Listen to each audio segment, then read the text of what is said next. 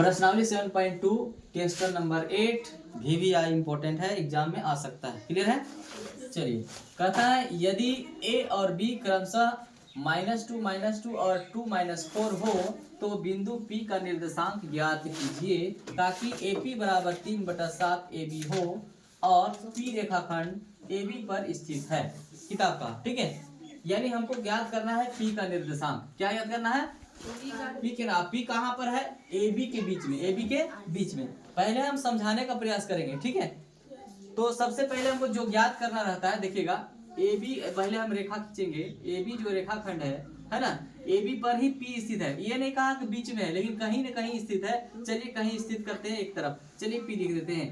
और इसका A और B का बिंदु यहाँ पर निर्देशांक दिया हुआ है -2, उसके बाद 2 -4, ये किताब दिया है। क्लियर है? कहा कि P के निर्देशांक क्या होगा? आप लोग याद कीजिए, P के निर्देशांक तब पता होगा जब मेरे पास अनुपात होना चाहिए कुछ, है ना। तो इसको मान लेते हैं P के निर्देशांक x और y है। क्या मान लेते हैं? x और जैसे x और y का मान आएगा आंसर हमारा हो जाएगा, ठीक है। तो सबसे पहले यहाँ लिखेंगे कि माना कि क्या लिखेंगे? माना कि P का निर्देशांक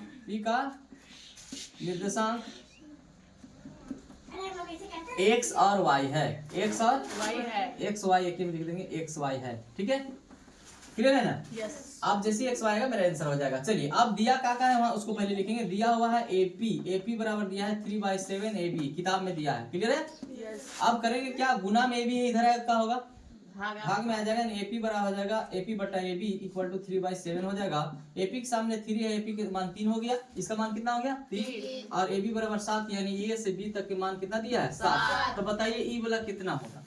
दिमाग तो लगा सकते हैं, जब पूरा 7 है, अब ये 3 हो ही गया तो E कितना होगा? 4 हो जाएगा। ऐसे भी तो हमको BP निकालना है, तो BP बराबर हो जाएगा 7 - 3 यानी 4। ये आपका 4 आ गया। क्लियर है?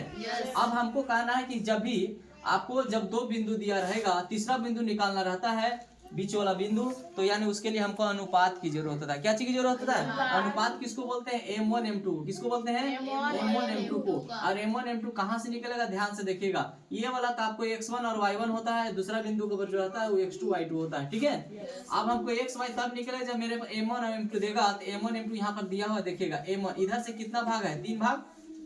अब इधर से कितना है? 4। तो 3:4 जो ये निकला वो क्या निकला? M1 और M2। अब आराम से x और y का आपके पास फार्मूला है, उसका नाम है सेक्शन फार्मूला, विभाजन सूत्र।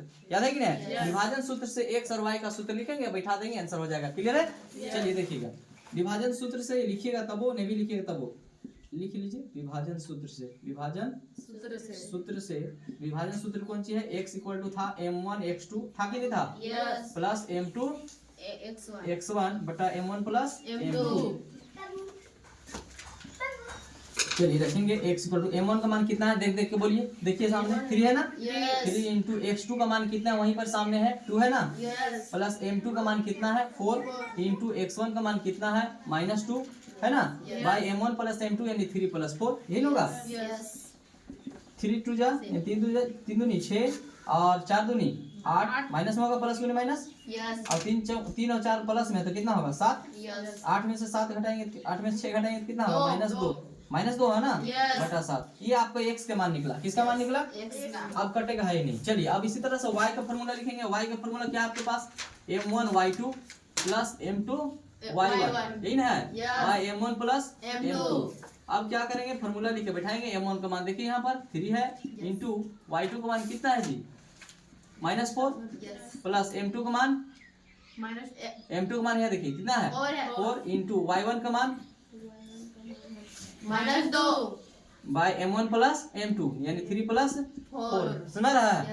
अब y = हमें हल करेंगे। 4 3 जा -12 और 4 दूनी 8, माइनस में ही होगा। बाय 4 3 7, 12 8 जोड़ेंगे, दोनों माइनस जुटेगा, -20/7, यही होगा, कटेगा ही नहीं। लिखेंगे अतः जो आपका आंसर आया P के निर्देशांक x y मान लेते हैं आप। तो P = x y को जगह बैठाइए। ये -2/7 यहाँ बैठ जाएगा और यहाँ कहा जाएगा -20/7। आंसर चेक करो, चेक करो है। चलिए।